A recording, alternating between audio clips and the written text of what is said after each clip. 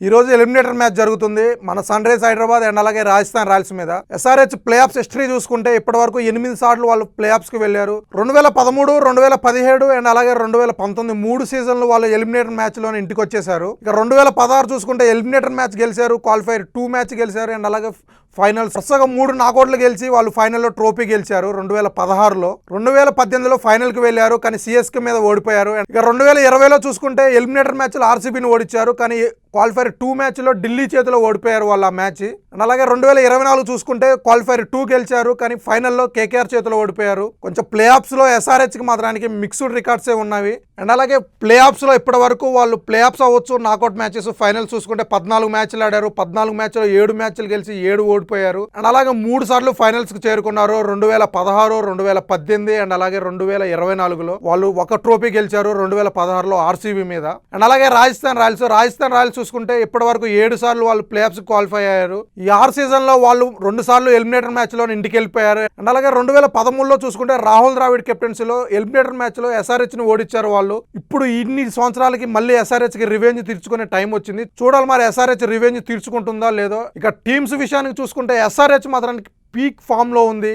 అభిషేక్ అవ్వచ్చు, Ishan Malinga, Klaasen and అలాగే నితీష్ కుమార్ రెడ్డి తను కూడా తనకు ఛాన్స్ వచ్చినప్పుడు రెచ్చిపోతున్నాడు. అండ్ అలాగే బౌలింగ్లో కూడా సూపర్గా వేస్తున్నాడు. ఇక బౌలింగ్ చూసుకుంటే ఇషాన్ మలింగ పర్పుల్ క్యాప్ రేస్లో ఉన్నాడు. ఇక కమిన్స్ కూడా సగం మ్యాచ్లు ఆడినా కూడా ఇప్పటికే 10+ వికెట్స్ తీశాడు. అండ్ అలాగే అటు సాకిబ్ అవ్వచ్చు, పర్పుల్ సూపర్ ఫామ్లో ఉన్నారు. అండ్ స్పిన్నర్గా శివాంగ్ తను కూడా పర్లేదు అనిపిస్తుంది. సో బ్యాటింగ్ అండ్ బౌలింగ్లో మాత్రానికి సూపర్గా ఉంది ఈ టీము. హెడ్ ఫామ్ ఒకటే వీళ్ళని ఇబ్బంది పెడుతుంది. హెడ్ ఇంతవరకు అయితే సూపర్గా ఆడలేదు, 1-2 మ్యాచ్లు తప్పించి. తను ఒక్కడే ఈ సీజన్లో ఇంతవరకు బాగా ఆడలేదు, 1-2 మ్యాచ్లు తప్పించి తను అన్ని మ్యాచ్లు ఫెయిల్ అయ్యాడు. ఆస్ట్రేలియా ప్లేయర్స్ గురించి మనందరికీ తెలిసిందే. నాకౌట్ మ్యాచెస్లో అవ్వచ్చు, ఇంపార్టెంట్ మ్యాచ్ల్లో వాళ్ళు మాత్రానికి చెలరేగిపోతారు. ఐపీఎల్ హిస్టరీ కూడా అలాగే ఉంది. డేవిడ్ వార్నర్ అవ్వచ్చు, షేన్ వాట్సన్ అవ్వచ్చు, స్టార్క్ అవ్వచ్చు, ఎజ్లీ వుడ్ అవ్వచ్చు, వాళ్ళు కమిన్స్ ముఖ్యంగా. ఆస్ట్రేలియా ప్లేయర్స్ చూసుకుంటే డేవిడ్ వార్నర్ 2016లో తను ఎలా ఆడాడో, అలాగే 2018లో షేన్ వాట్సన్ సిఎస్కేకి ఎలా ఆడాడో చూసాం. కాలుకు దెబ్బ తగిలినా కూడా తను కాలు కట్టుకట్టుకొని సెంచరీతో చెలరేగిపోయాడు. అండ్ అలాగే 2024 చూసుకుంటే స్టార్క్ క్వాలిఫైర్ 1 మ్యాచ్లో అండ్ అలాగే ఫైనల్స్లో సింగిల్ హ్యాండెడ్గా తన బౌలింగ్తో కేకేఆర్కి ట్రోఫీ విన్ అయ్యాడు. అండ్ అలాగే ఎజ్లీ వుడ్ లాస్ట్ సీజన్లో ఆర్సీబీకి ఎలా ఆడాడో మనం చూసాం. సో చూడాలి మరి ఈ ఆస్ట్రేలియా ప్లేయర్స్తో పాటు ట్రావిస్ హెడ్ కూడా ఫామ్లోకి వచ్చి నాకౌట్ మ్యాచ్లో సూపర్గా ఆడి ఎస్ఆర్హెచ్ని గెలిపిస్తాడో లేదో. ఇక అటు రాజస్థాన్ రాయల్స్ చూసుకుంటే రాజస్థాన్ రాయల్స్ ప్యూర్గా వైభవ్ సూర్యవంశీ మీదే డిపెండ్ అవుతుంది. తను ఆడితే మాత్రానికి ఆ టీం గెలుస్తుంది, లేదంటే ఓడిపోతుంది. అండ్ అలాగే వైభవ్తో పాటు యశస్వి జైస్వాల్, జూరేల్ వాళ్ళు కొంచెం పర్లేదు, బాగానే ఆడారు ఈ సీజన్.